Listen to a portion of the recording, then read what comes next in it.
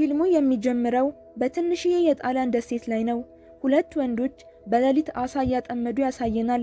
አንደኛው ሰውዬ ለጓደኛው እዚህ ውሃ ውስጥ ብዙ አስፈሪ ታሪኮችን ሰምቻለሁ ይለዋል።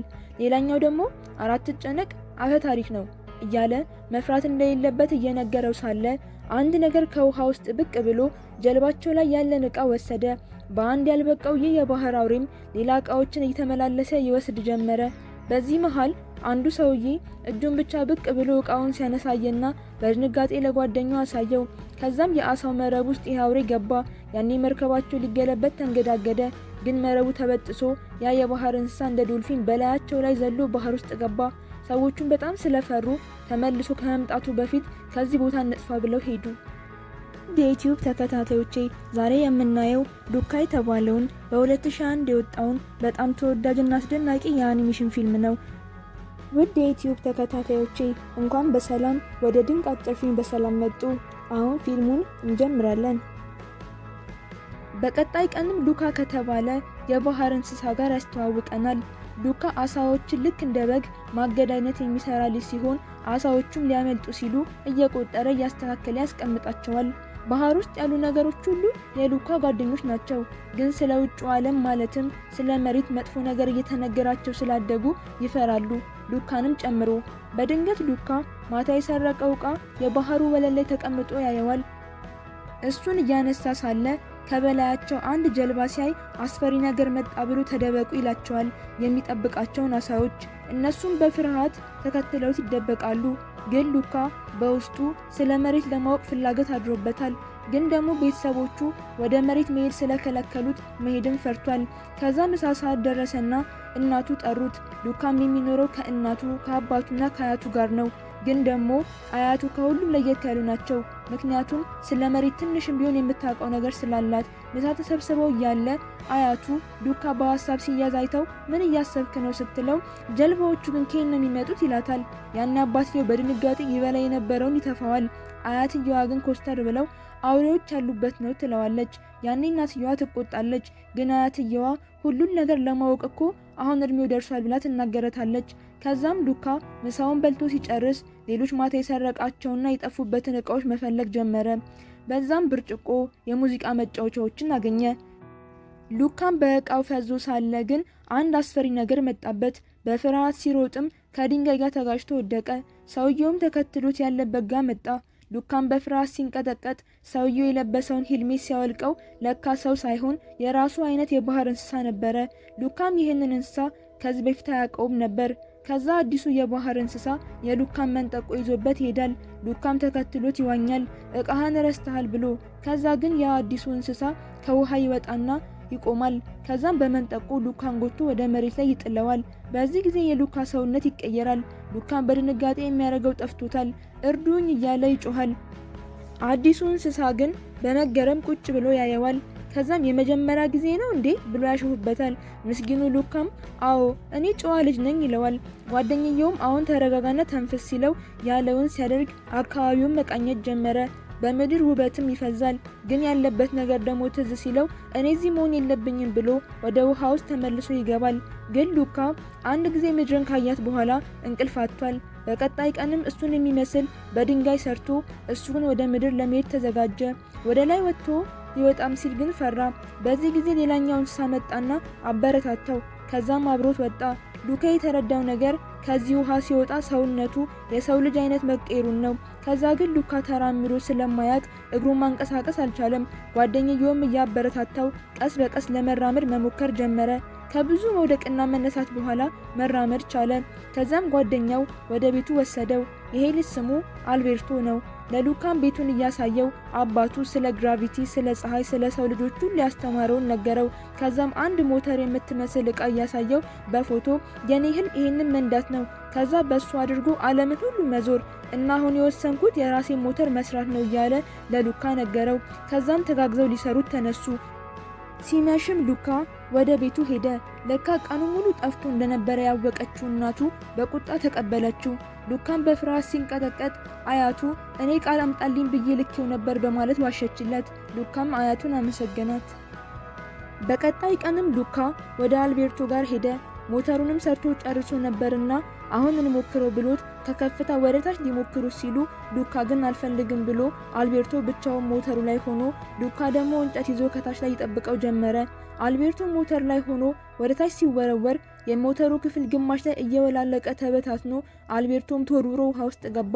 በሙከራው የተደሰተው አልቤርቶም ሌላ ሞተር እንስራ ብሎ ሉካን ወሰደው። ከዛም ሌላ ሞተር ሰርቶ ሲሞክሩት አሁንም አልተሳካላቸውም። በዛ መሃል የሉካ እናት ሉካ የውሸት ድንጋይ እሱን አስመስሎ መጥፋቱን አወቀች። ይህንን ያላወቀው ሉካ ከአልቤርቶ ጋር ሌላ ሞተር ደግሞ ለመስራት እየሞከረ ነበረ። ሰርተው ሲጨርሱም ሁለቱም ሞተሩ ላይ ወጥተው ሲንደረደሩ ያሆኑ ግን የተሻለ ሆኖ ያንሳፍፋቸዋል። ግን አየር ላይ ያሉ ተበታትኖ ወደታች ይወርዳሉ። እነሱ ግን ደስተኞች ነበሩ። መሽቶም ሉካ ወደ ቤቱ ሲመለስ ባለፈው የሰረቃቸውን እቃዎች እያሳዩት ተቆጡት። ወደ መሬትም ተመልሶ እንዳይሄድ አስጠነቀቁት። ሉካ ግን አኩርፎ በሌሊት አልቤርቶ ጋር ሄደ። ከዛም አልቤርቶ ከዚህ ቦታ እንዲጠፉና ወደ ሌላ ደሴት እንዲሄዱ አበረታታው። ከዛም እየዋኙ ወደ ሌላኛው ደሴት ሄዱ። ልክ ሀገሩን እንደሚያቅሰውም በሚያስቅ አረማመድ ከተማዋን ተቀላቀሉ። የከተማው ሰው ግን አሳ አጥምዶ በባሊ ይዞ ሲያዩ ሉካ ፈራ። ግን አልቤርቶ እያደፋፈረ ወደ ከተማው መሃል ገቡ። እዚህ ሁሉም ሰው ሞተር መኪና አለው። አንድ ጉረኛ ሰው እነሱ የሚነዱት አይነት ሞተር እየነዳ ሲመጣ አይተውት በአድናቆት ፈዘው ቀሩ። ከዛም ይህ ጉረኛ ሰው ሞተሩን አቁሞ ካፌ ቁጭ ሲል ሉካና አልቤርቶ ወደ ሞተሩ ለመቅረብ በሚንቀሳቀሱበት ሰዓት የሰፈሩ ህፃናት ኳስ ይወረውሩለታል። ሉካም መልሶ ኳሱን ሲመታላቸው ኳሷ ወደ ላይ ወጣ የሰውየውን ሞተር ትመታለች። ሞተሩም ይወድቃል። እንደ ልጁ የሚሳሳላት ሞተር የወደቀችበት ያ ጉረኛ ሰውም በንዴት ማን ነው ይህን ያደረገው ይላል። ልጆቹም ወደ ሉካ ይጠቁማሉ። ሰውየውም ክፉ ስለነበር ሉካን እየጎተተ ይዞ ውሃ ውስጥ እየዘፈቀ ሊያሰቃየው ሲል የሉካ ፊት መቀየር ጀመረ። ሉካም እንስሳ መሆኑ ሊጋለጥበት ትንሽ ሲቀረው አንድ ሴት ትመጣለች። ያ ጉረኛ ሰው ሉካን ለቀቀው። ልጅቱም ጥሩ ሰው ስለነበረች ሉካንና አልቤርቶን ከዚህ ክፉ ሰው ያዳነቻቸው። ይህች ሴት ስሟ ጁሊያ ይባላል። እሷም ስለ ሞተር ሳይክል ውድድር መኖሩንና እዛ ላይ ያሸነፈ ሰው ብር ስለሚሰጠው ሞተር መግዛት እንደሚችል የውድድርም ክረምት ላይ እንደሚደረግ ነገረቻቸው። ይህን ለማሸነፍ ሳይክል መንዳት መቻል እንደሚፈልግ ነገራቸው ሄደች። እነሱ ግን ሳይክል ስለሌላቸው እሷን ሊያናግሯት ተከተሏት። ሲያወሯትም ግሩፕ ቢመሰርቱ ጥሩ መሆኑን ነገረቻቸው። በመጀመሪያ አልቤርቶ ያንገራገረ ቢሆንም ከዛ ግን በሀሳቧ ተስማሙ።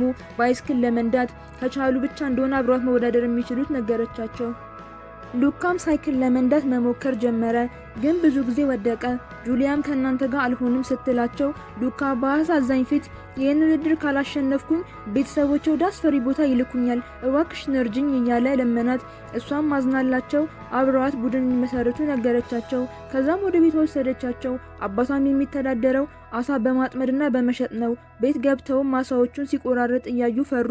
ከዛም አስፈሪ የባህር እንስሳ ታየ ተብሎ ጋዜጣ ላይ የወጣው የነሱን ዘሮች ፎቶ ሲያዩ ጭራሽ የሚሆኑት ግራ ገባቸው። በዚህ ድንጋጤ ሆነው አባቷ እነዚህን የባህር እንስሳ ስለመግደል ሲያወራ ሉካ በድንጋጤ ጠጣ የነበረው ውሃ ሲተፋው አልቤርቶ ግማሽ ፊቱ ወደ እንስሳ ተቀየረ። በዚህ ደንግጠው ጠረጴዛ ስር ገቡ።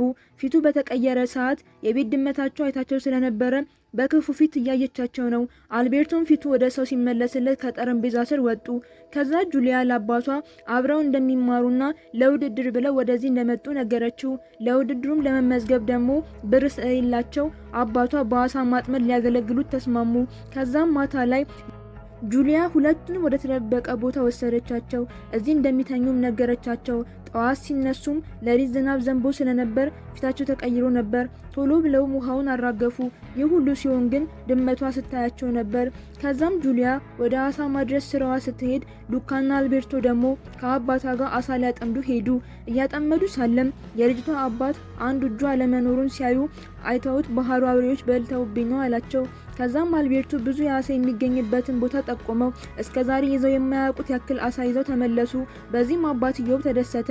አሁን ፊልሙ ወደ ሉካ ቤተሰቦች ላይ ይወስደናል። እናትና አባቱ ሉካን ፍለጋ ወደ ደሴቱ መጥተዋል። ወደ ከተማ እንደደረሱም አንድሪስ ተቀምጦ ሲያዩ ሉካ መስሏቸው ውሃ ውስጥ ገፍትረው ከተቱት። ልጁ ግን ሰው ስለነበረ ምንም ፊቱ ሳይቀየር ቀረ። ያኔ ልጁ ሲያለቅስ እናትና አባትየው ሰው እንዳይዛቸው ፈርተው ሮጡ። ወደ ከተማ መሃል ሲገቡም ብዙ ልጆች ስላሉ ሉካን መለየት አልቻሉም። ሉካ እና አልቤርቶ ጁሊያም ሆኖ ለውድድር ለመመዝገብ ሄዱ። ያንን ጉረኛ ሞተር ነጂም አግኝተውት ቃላት ተለዋወጡ። ከዛም ውድድሩ ላይ አጠፋሃለሁ ብሎ ሉካ ላይ ዛተበት። አሁን ለውድድር ሉካ ባይክ እየተለማመደ ነው፣ ግን 10 እየወደቀ ተቸገረ። ጁሊያ ደግሞ በዋና ስለሆነ የምትወዳደረው አብረው ወደ ሐይቅ ሄዱ። በዛም ሰዓት ያ ጉረኛ ሞተር ነጂ አያቸውና ስለተጠራጠራቸው ጀልባውን እየነዳ መጣባቸው። የተረጨውም ውሃ አልቤርቶን ቀየረው። እንዳይዋረዱ የፈሩትና ሉካ አልቤርቶን ወደ ውሃ ውስጥ ወረወሩት። ሰውየውም አንዱን ጓደኛው የት ሄደ ብሎ ሲጠይቀው አልቤርቶ ቶሎ ብሎ ወደ ጀልባው ተመለሰ። ፎጣም ለበሰ። ያኔ ጁሊያ ከዋና ልምምዷ ወደ ጀልባው ተመለሰች። ግን ፎጣው ውሃውን አድርቆለት ስለነበር ሳይታወቅባቸው አለፉ። የሉካ እናትና አባት አሁንም ልጃቸውን መፈለግ ላይ ናቸው። ያገኙትን ልጁን ውሃ ውስጥ በማስነካት ለማወቅ እየሞከሩ ነው፣ ግን ሊያገኙት አልቻሉም። በዚህ ጊዜ ሉካ አያቸው። ስለደነገጠም ተደበቀ። ለጓደኛው አልቤርቶም ቤተሰቦቼ ሳላያቸው አልቀረውም ቢለውም አይመጡም ብሎ አጣጣለበት። ያኔ የጁሊያ አባት መጥቶ አልቤርቶን ስራ እንዲያግዘው ሲወስደው ጁሊያና ሉካ ግን አብረው ሆኑ። እሷም ብዙ ነገር አሳየችው ስለ ጠፈር። ሉካን በዚህ የተደነቀ ያኔ አልቤርቶ መጣና ሉካን ጠራው። ግን ሁለቱ ብቻቸውን ስለሆኑ ቀንቷል። ትምህርት ቤት ሊገባ ከጁሊያ ጋር ማሰቡን ሲነግረው ጭራሽ ተናዶ በሐሳቡን ያጣጥልበት ጀመር። ትምህርት ቤት ሄደ የአሳ ፊትን ቢያዩብ ምን ልትሆን ነው እያለ አጣጣለበት። አልቤርቶም የሱን ሐሳብ ብቻ እንዲሰማ የሚፈልግ ሰው ነበረ። በቀጣይ ቀን በጠዋት ተነስተው አልቤርቶ ፓስታ በፍጥነት መብላት እየተለማመደ ነው። የሱ የውድድር ዘርፍ ደግሞ ይሄ ነበረ። የሉካ ቤተሰቦችም ልጃቸው ውሃ በመድፋት መፈለግ ተያይዘውታል፣ ግን እስካሁን አላገኙትም። አልቤርቶ አሁንም ቅናቱ ብሶበታል። ሉካና ጁሊያ ስለ ትምህርት ቤት ሲያወሩ ይቃወማል። ጭራሽ ሉካን ሳይክል ላይ ጭኖ በፍጥነት እየነዳ ውሃ ውስጥ ከተተው። ከዛም ተደብቀው በሌላኛው በኩል ሲወጡ ሉካ በጓደኛው ባህሪ በጣም ተናዷል። አልቤርቶም ደግ ሰው እየመሰለ ይህ ከተማ ለኛ አይሆነንም፣ እንደውም እንሂዳለው። ሉካም ትምህርት ቤት እሄዳለው ብሎ ድርቅ አለ። በዚህ መሃል ተጣልተው ድብድብ ጀመሩ። ያኔ ጁሊያ መታ ገላገለቻቸው። ከዛ ሁላችንም ትምህርት ቤት እንግባ ሲላት ሉካ በሐሳቡ ተደሰተች። ከዛ ሁለቱም በደስታ ሲጨባበጡ ቅናት ያሳረረው አልቤርቶ ትምህርት ቤቱ ሰው ያልሆኑ የባህር እንስሳቶችን ይቀበላል እንዴ እያለ ጉዳቸውን ሊያወጣ ሲል ሉካ በድንጋጤ ሊያስቆመው ይሞክራል። ከዛ ጭራሽ ዘሎ ውሃ ውስጥ ገባ። ሉካም ደንግጦ ቆሞ ቀረ። ጁሊያ ደግሞ ምንም ሳታቅ ልታወጣው ስትሄድ የተቀየረውን አልቤርቶን ስታይ በድንጋጤ ወደቀች። አልቤርቶም ከነተቀየረ ፊቱ ከውሃ ውስጥ ሆኖ ሲወጣ ጁሊያ በፍርሃት ከነ ሉካ ጀርባ ተደበቀች። ሉካም በድንጋጤ ተመልከቱ ይህንን አውሬ እያለ እንደማያቅ ሰው ያዙት አለ። አልቤርቶ በድንጋጤ ደርቆ ቀረ። ሰዎችም እየሮጡ መጥተው ሊይዙት ሲሉ አመለጠ። ሉካም በስራው ነገር በጣም አዝኗል። ወደ ቤት ሲመለሱም የጁሊያ አባት የታለ አልቤርቶ ብሎ ሲፈልገው ወጣ። በዛ ሰዓት ጁሊያ ውሃ ስትደፋበት ሉካ ላይም እጁ ወደ አውሬነት ተቀየረ አየችው። በዚህም በጣም አዘነች። ከቤቷም አባረረችው። ወጥቶ ወደ ድሮ ሀገሩ ተመለሰ። አልቤርቶ ጋም ሄዶ ቤቱ ሲገባ አልቤርቶ ስለምን መጣህ ይለዋል። ሉካም ይቅርታ ቢለውም ሄደ። ከዛም ግን አባረረው።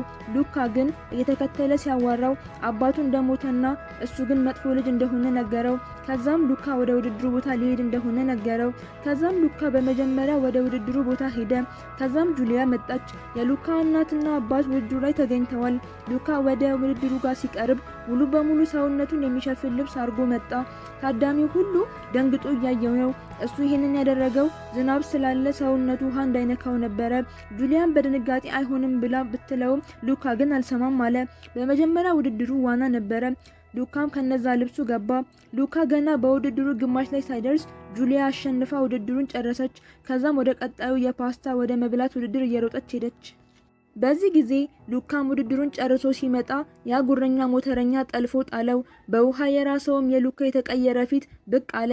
ግን እሱ ማንም ሳያየው አንገቱን ልብሱ ውስጥ ደብቆ ወደ ፓስታው ሄደ። ሉካም የፓስታ መብላት ሲጀምር ጁሊያ ደግሞ ጨርሳ ሳይክል መንዳቱ ጋር ሄደች። በሁለተኛነት ሉካም ጨርሶ ምግቡን ሳይክል ላይ ወጣ። በዚህ ጊዜ ግን አንድ አስደንጋጭ ነገር ተፈጠረ። የሉካ ቤተሰቦች አዩትና አወቁት። አቁም ሲሉትም ይቅርታ አባቴና እናቴ እያለ ይህን ማድረግ እፈልጋለሁ ብሏቸው አልፏቸው ሄደ።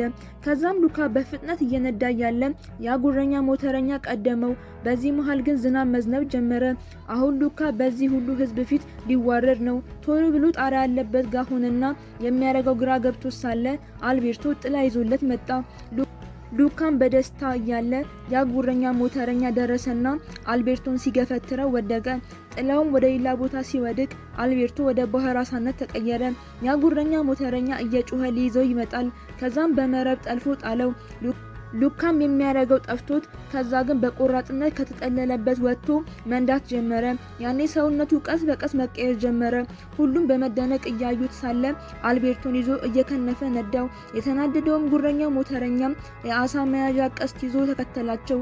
ጁሊያም ልታተርፋቸው ተከተለችው።